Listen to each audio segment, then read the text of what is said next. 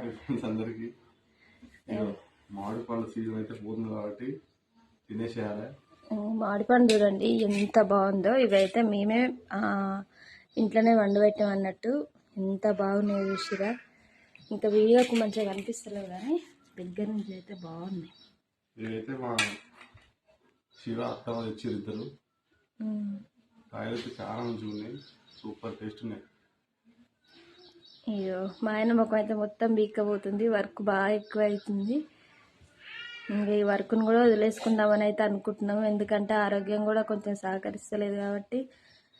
మంచిగా ఉండండి మీరు కూడా. ఎండలకైతే ఎక్కడ బయటకైతే వెళ్ళకండి. అసలు ఎండాకాలంలో ఒక్కరోజు కూడా ఇంటికాడ లేకుండా పనే చేస్తుండు.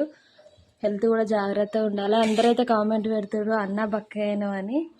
నాతో తిరిగే వ్యక్తి కూడా ఒక అన్నకైతే ఎండ దెబ్బ తాకింది.